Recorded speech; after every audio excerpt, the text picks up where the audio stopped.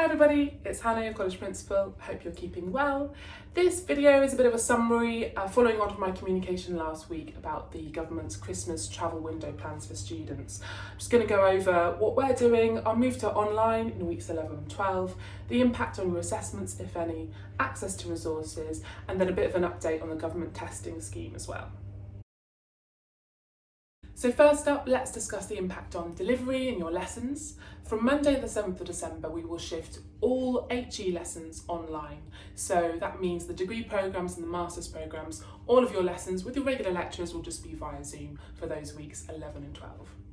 After Christmas, we enter the assessment period for weeks 13, 14 and 15, so there won't be any scheduled lectures during that time, and we currently expect things to return to normal, so our kind of blended model for semester 2, and if that changes, we'll let you know as soon as possible. We're keen for those of you who don't need to travel home this Christmas, so perhaps you already live locally and commute, or perhaps you're not seeing family this year, to still be able to use the resources in those final 2 weeks of this semester. So we've consulted with the government and with the education sector to check that this is something that is allowable under the circumstances and guidelines, and the good news is that we can remain open. So our facilities, our rehearsal rooms, studios will be available during the normal times in those 2 weeks, but it will be controlled in a limited way. So you will only have access to the building if you have booked one of those spaces. And of course, our existing safety measures will remain in place during that time. Please do be mindful, however, that the lectures have been moved online from the 7th of December to allow those of you who are travelling home to travel in the government travel window. So you should travel from the 3rd to the latest, the 9th of December, if you're planning on going home for Christmas. After Christmas, we're opening up on the 4th of January as normal currently. We hope that our resources will be available to use from that time. And again, if that changes, we'll let you know as soon as we can. So let's talk about assessment. So we anticipate that some students might face delays in returning to campus in January for live assessments, maybe challenges with rehearsals and getting people together to prepare.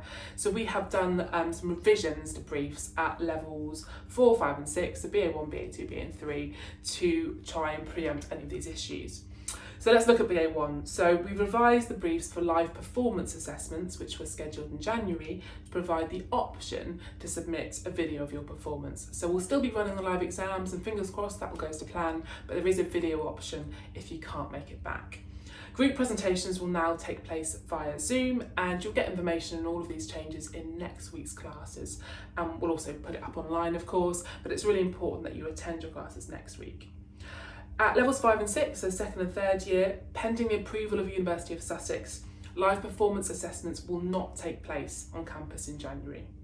Instead, you will see your deadlines extended, so we'll extend them and you'll have sufficient time to capture your live performance via video using our resources with support from us. And students studying live performance modules online will also have their deadlines extended, so it's fair for everybody. We hope that this will allow you to do your best work and make sure you've got enough time to rehearse and prepare together. Presentations again will be submitted via video and will not take place on campus, and you will get all that info next week as well.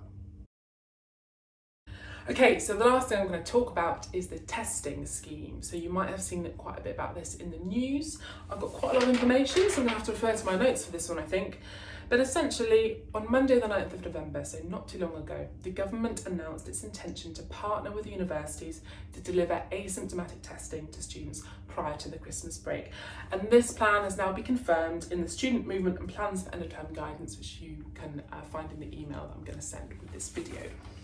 However, due to the enormous scale of this project nationally and the short amount of time to do it in, not all institutions will be able to participate in the scheme. And as we at BIM, even across the group, have a comparatively small number of students compared to other more mainstream universities, where they might have tens of thousands of students on one campus, BIM will not be part of this national scheme. There is no legal requirement for you to be tested. You will still be able to travel during the travel window between the 3rd and the 9th of December. And we ask that you take all the usual precautions to look after yourself and your family during this time. As all of your lectures will be online from the 4th of December, you still have time to isolate for 2 weeks before Christmas if you are concerned about seeing elderly or vulnerable relatives during the Christmas period. And if you do experience COVID symptoms, remember to isolate immediately, to get a test as soon as you can, and to get in touch with us. So fill in the form, there's a button on bimstudents.com to let us know, or contact Student Services. We have an amazing team here. We've also got student mentors calling everybody up, making sure everyone is okay, that you've got food, that you're all right.